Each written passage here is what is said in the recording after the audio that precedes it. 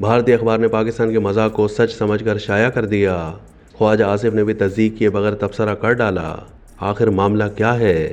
لاہور میں منعقد ہونے والے عالمی بک فیسٹیول کے حوالے سے ایک مذاق جسے بھارت کے ایک اخبار نے سچ سمجھ کر شائع کر دیا۔ فیسٹیول سے لی گئی ایک تصویر اور اس سے منسوب ایک بیان اتنی تیزی سے وائرل ہوا کہ بات پاکستان سے نکل کر بھارت تک جا پہنچی۔ در حقیقت یہ فیسٹیول فروری 2024 میں منعقد ہوا تھا، لیکن آخر وجہ کیا ہے کہ اتنا عرصہ گزر جانے کے بعد اس میلے سے لی گئی مخصوص تصویر اتنی تیزی سے وائرل ہو گئی؟ آخر اس میں ایسا کیا ہے؟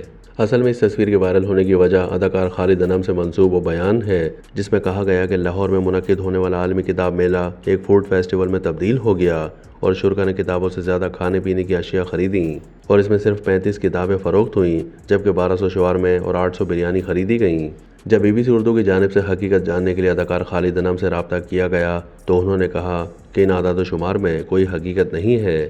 پھر انہوں نے یہ انکشاف کیا کہ انہوں نے سوشل میڈیا پر انگریزی میں ایک پوسٹ دیکھی جس کے بعد ان سے صرف یہ غلطی ہوئی کہ انہوں نے اس کا اردو میں ترجمہ کر کے بنا تصدیق کیے مذاق میں یہ اپنے سوشل میڈیا اکاؤنٹ پر شیئر کر دیے، جن کو تقریباً 1 گھنٹے کے اندر ہی بنا تصدیق کیے وائرل کر دیا گیا۔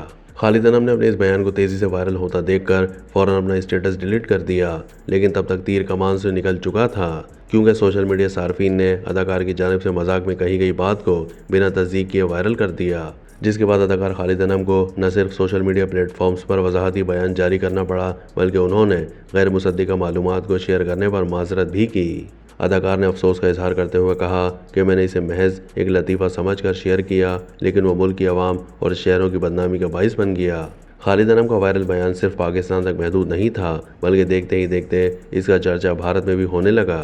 بھارت کے معتبر سمجھے جانے والے اخبار ہندوستان ٹائمز کے ویب پورٹل نے بھی اس بیان کو بنا تصدیق کیے شائع کر دیا۔ حیران کن طور پر اس غیر مصدقہ اور مذاق میں شیئر کی گئی بات اور تصویر پر عام صارفین کے ساتھ ساتھ وزیر دفاع خواجہ آصف نے بھی تبصرہ کیا۔ انہوں نے سوشل میڈیا پر اس پر اپنی رائے کا اظہار کرتے ہوئے لکھا کہ پیٹ اور دماغ کے مقابلے میں دماغ کے جیتنے کے چانس کم ہوتے ہیں، ویسے بھی ہماری دماغ کو زیادہ استعمال کرنے کی عادت کم ہے۔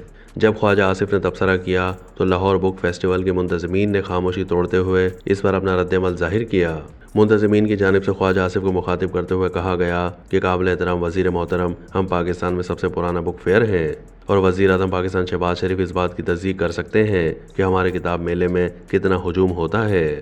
ساتھ ہی منتظمین نے وزیر دفاع کو آئندہ سال منعقد ہونے والے فیسٹیول میں شرکت کی دعوت دیتے ہوئے کہا کہ کتاب پڑھنے کا کلچر خطرے میں ہے لیکن یہ ختم نہیں ہوا، آپ کو فروری 2025 میں خود اس کا مشاہدہ کرنے کے لیے مدعو کیا جاتا ہے۔